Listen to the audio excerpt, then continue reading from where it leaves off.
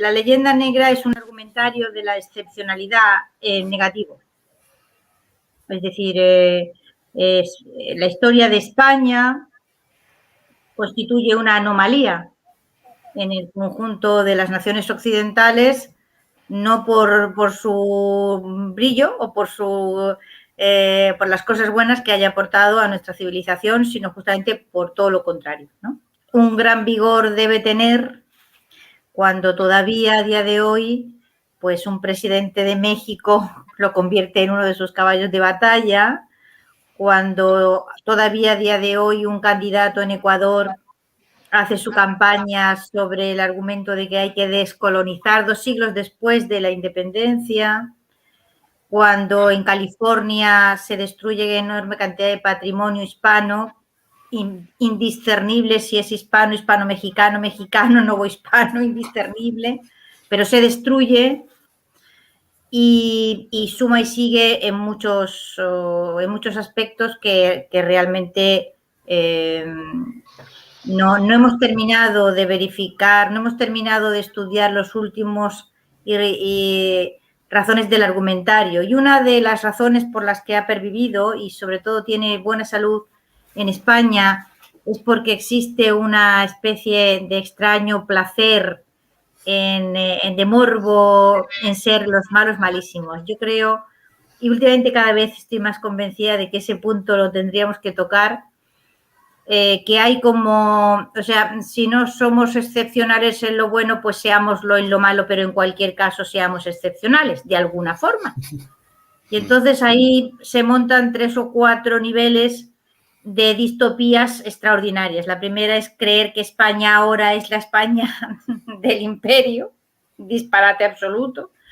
Ese es el disparate AMLO, cometido por muchísimos, que es una confusión tremenda que suele producirse mucho con los topónimos, ¿no? O sea, que es una cosa como si los romanos de ahora, que vienen en Roma, fueran los romanos de Escipión el africano, ¿no? O sea, un disparate de esa naturaleza, parte de una visión esencialista de la historia, y luego yo estoy completamente segura de que hay una parte grande de grandes aficionados al argumentario de la leyenda negra que simplemente lo son porque no pueden soportar la realidad en la que viven, y es que viven en un país de segunda que hace todo lo posible por ir en tercera, que es absolutamente insignificante en Occidente y insignificante en todas partes, y que pertenece a una comunidad de países que son más de 20 que en realidad se comportan como si fueran una nube de langosta. Son un fenómeno de la naturaleza, pero no muestran ninguna clase de inteligencia política racional por ningún sitio.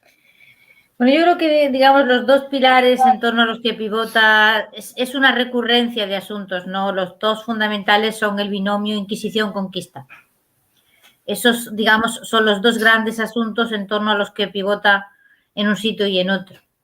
Lo anómalo o lo preocupante es que, bueno, pues la intolerancia religiosa, como ha explicado muy bien Jaime, es un fenómeno contextualizable en su tiempo, en sociedades en las cuales el hecho de ser social, valga la redundancia, procede del mismo hecho de la religión, de la misma existencia de una religión compartida. Y ha existido en muchísimos lugares y tiempos. Lo anómalo aquí es que si tú vas a Inglaterra o vas a Francia, pues no vas a encontrar ningún museo donde se ofrezca carnaza, ¿verdad?, en torno a la Chambre Ardente o a la Star Chamber, ¿verdad?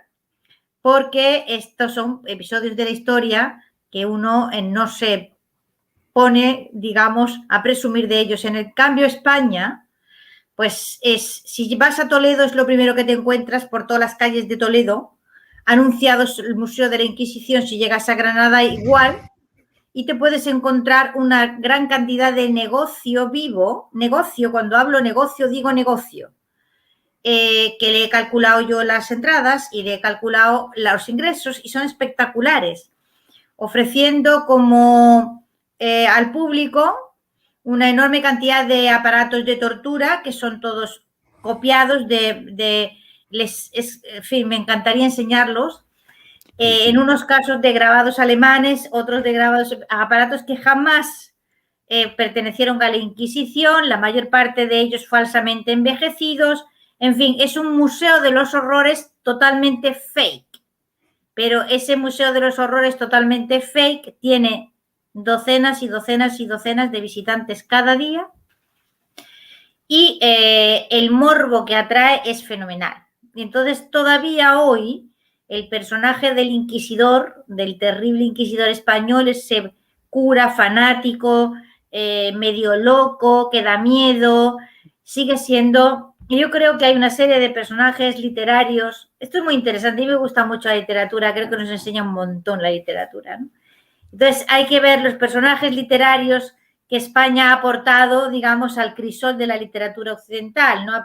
El Don Juan, Celestina, ¿sabes? El pícaro, o sea, uno los mira, es un buen ramillete y es muy interesante cómo son personajes arquetípicos. Es extraño, hay pocos personajes arquetípicos realmente. Hay pocas literaturas que hayan tenido potencia suficiente como para generar personajes arquetípicos que luego hayan sido replicados una y otra vez en otras literaturas. Uno de estos personajes arquetípicos es el inquisidor. Pero esto no es obra de la literatura española, esto fue obra de Schiller y ha sido repetido hasta la extenuación en toda clase de novelas, etcétera, etcétera.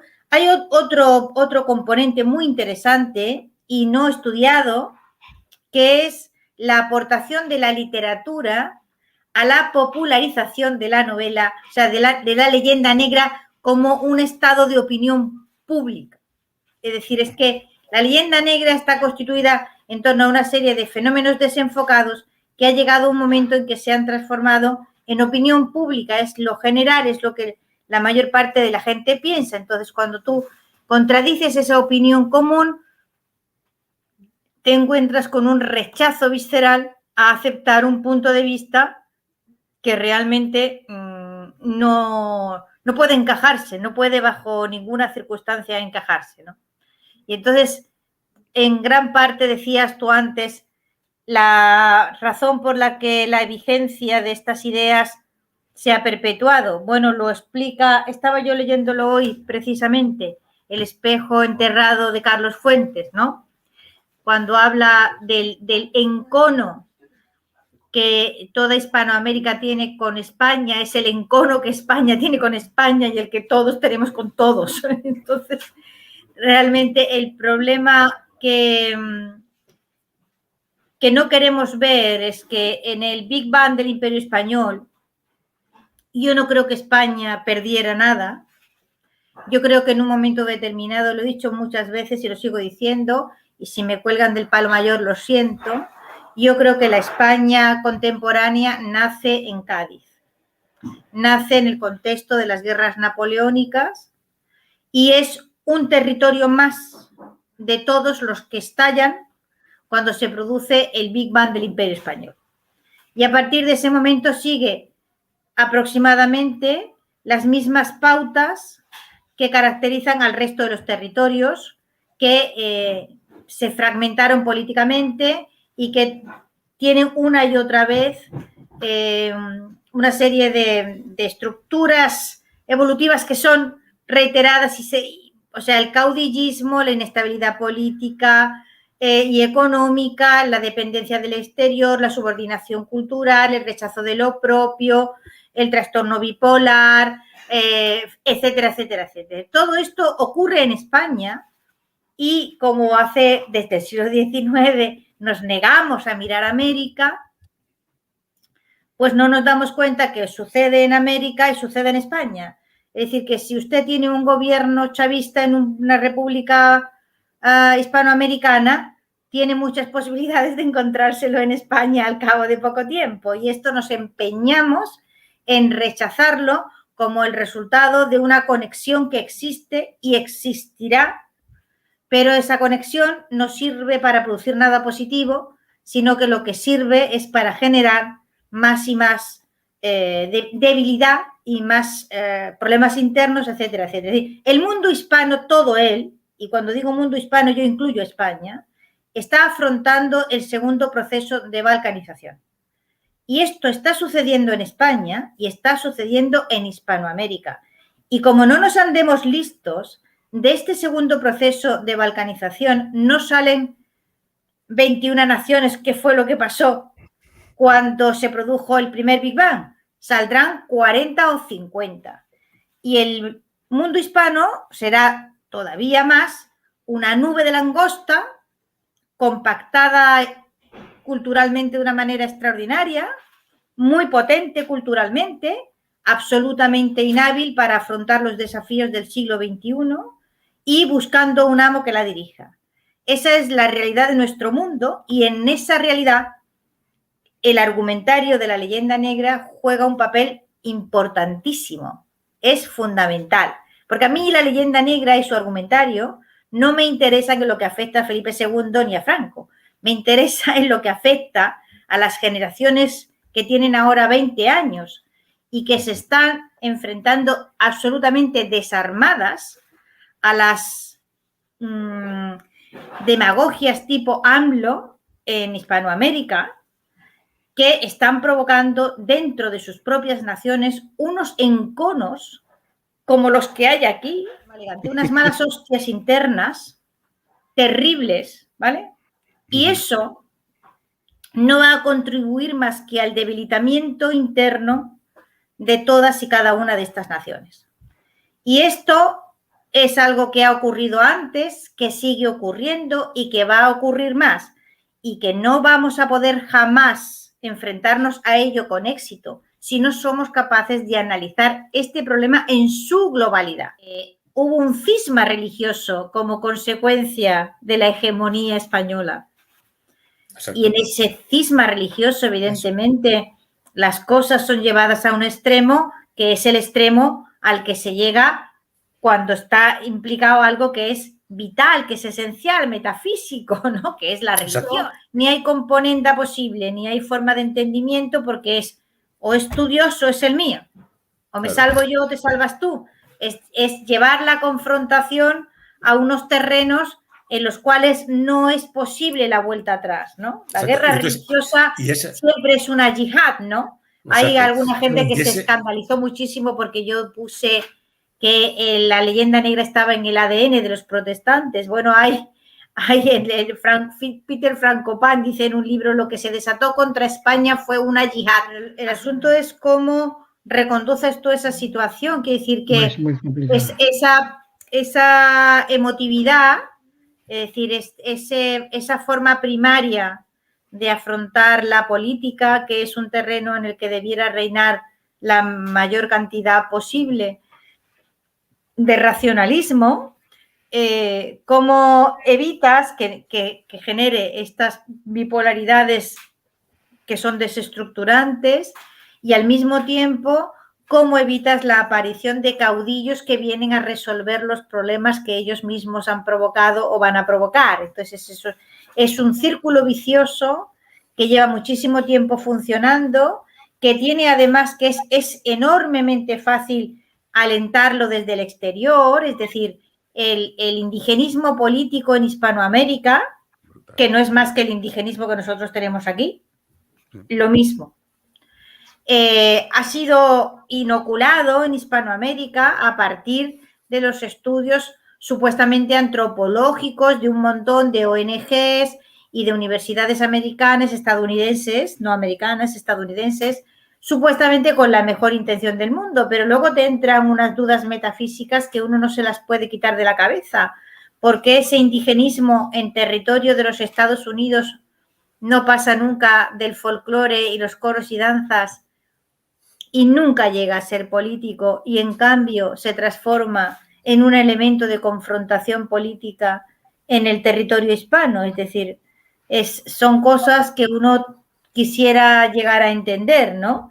Y en el camino de entenderlas te tropiezas con la Iglesia Católica y la actitud extraordinariamente irresponsable, por decirlo de una forma suave, que ha tenido conforme o en relación al destino político de las naciones de cultura católica.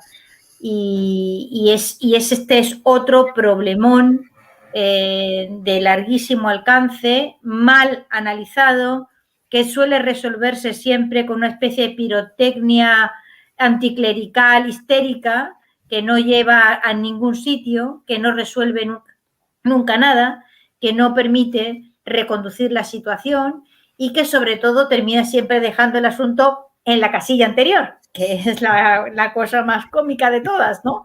Es decir, no podemos entender el problema político carlista balcánico que España tiene ahora mismo sin el concurso de la Iglesia Católica. Es incomprensible, no podría existir, no existiría en las formas que lo conocemos, pero es que esto mismo pasa en Hispanoamérica.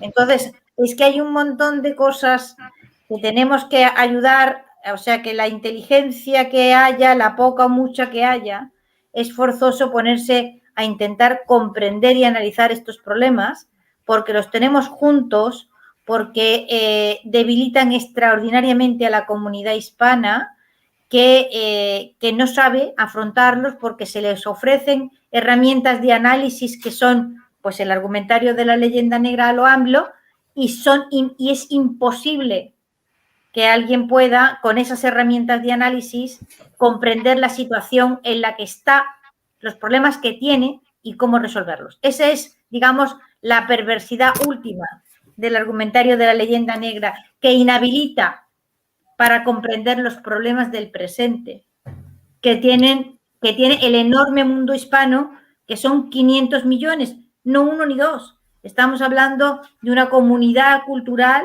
de las más importantes del mundo, segunda lengua de intercambio internacional en el planeta Tierra. No estamos hablando del dialecto de Villaconejos de abajo. Entonces, que algo tan enorme sea tan inhábil a lo largo de décadas y siglos para estructurar mínimamente una cohesión que les permita gozar de las ventajas de su escala. Nosotros tenemos una escala enorme y esa escala no sirve para darnos ventajas ni económicas, ni políticas, ni nada. Hasta con el idioma tenemos una actitud tercermundista. Es decir, el idioma, el español genera una cantidad, o sea, con el trabajo de García Delgado se demostró que el español tiene que ver con el 16% del Producto Interior Bruto y eso afecta a España. No se ha podido, o sea, el trabajo se publica en 2016 y es enorme y hubiera tenido que generar en cadena investigaciones acerca de cuál es verdaderamente el valor global en la totalidad de los países que hablan español e internacionalmente. Nos comportamos como países del tercer mundo, generamos una materia prima, luego no sabemos gestionar su valor añadido y eso beneficia a otros, pero no a nosotros. Creo que el problema que tiene el país y que se manifiesta la Primera República con el cantonalismo es un problema que está hondamente arraigado en el antiguo régimen. Y creo que el problema cantonal se manifestó de esta manera porque determinados territorios no fueron capaces de hacer el tránsito al Estado moderno con igualdad de leyes para todos, etcétera, etcétera. Y entonces se quedaron atascados ahí y se construyó una unidad posimperial que fue defectuosa en la medida en que supuso coser distintos territorios aplicando normas diferentes a unos y a otros. Y ese modelo defectuoso de Estado es el que, de nuevo, otra vez, en la Constitución del 78 se plantea con regiones y nacionalidades y con la disposición adicional primera, que es algo intolerable en ningún Estado moderno y que se precie. ¿De qué caverna medieval ha salido eso del amejoramiento del foro? ¡Santo Dios! ¿Entiendes? O sea, luchando por una constitución política que sea igual para todos los territorios, estamos desde 1812. Y las políticas lingüísticas que han seguido gobiernos de derecha de Valencia, gobiernos de derechas de Galicia, gobiernos de derecha en Baleares, han sido exactamente las mismas, con el agravante de que la derecha tiene además la cara dura de envolverse en la bandera y decir esta es mi patria, que ya ahí es donde la esquizofrenia no se puede tolerar más. Entonces, esto no es un problema, Pedro, de la izquierda, ¿vale? La izquierda lo tiene, pero la derecha lo tiene también, solo que con una versión distinta, aparentemente edulcorada y encima extraordinariamente hipócrita. Estamos viviendo una suerte de alucinación colectiva tremenda que es potenciada más y más por una estructura política que necesita alimentarla. Y todo esto se hace, lo que es más grave, y estoy completamente convencida, sin el apoyo de la mayor parte de la población. Es decir, hay un punto primero de desenfoque que es considerar el problema territorial desde la izquierda o la derecha. No, esto no tiene nada que ver ni con la izquierda ni con la derecha. Esto es un problema transversal, que tiene otros orígenes y que si tú te empeñas en colocar este asunto en clave izquierda y derecha, lo único que vas a conseguir es que unas veces la gente le vota a una, otras veces le vota a otro creyendo que van a arreglar el problema. Nadie arregla el problema. Nadie lo arregla porque no lo pueden arreglar. Es que es metafísicamente imposible que se pongan a arreglar el problema los de un partido o los de otro cuando tienen el 80% de su personal trabajando y cobrando a fin de mes, ¿vale? En estas estructuras que se alimentan continuamente de excitar el hecho diferencial de manera compulsiva y si no lo tiene, lo inventa. Por lo tanto, lo lógico es que si queremos entender este problema, nos coloquemos en una clave de comprensión que nos permita entenderlo, porque a lo mejor no lo podemos solucionar, pero desde luego como no lo vamos a solucionar es empeñándonos en construir el eje de coordenada de la izquierda y la derecha y a partir de ahí alimentar una forma de comprensión que no sirve. Por eso entra a gobernar la derecha y se queda todo como estaba y sigue. Y entra a gobernar la izquierda y se queda todo como lo ha dejado la derecha y sigue. Es decir, esto es un problema de disolución que probablemente no se parará hasta que no alcancemos los niveles metafísicos de la Segunda República, ¿no? Cuando el cantón de Totana le declara la guerra al cantón de Cartagena. De la primera, sí. Es posible que tengamos que llegar a una especie de Macondo de esa naturaleza y ya después resurgir del surrealismo. Una cosa muy celtíbera. Es posible que tengamos que llegar a esos niveles. A mí no me extrañaría absolutamente nada, pero colocar esto en clave de izquierda y derecha no sirve, no ayuda a comprender.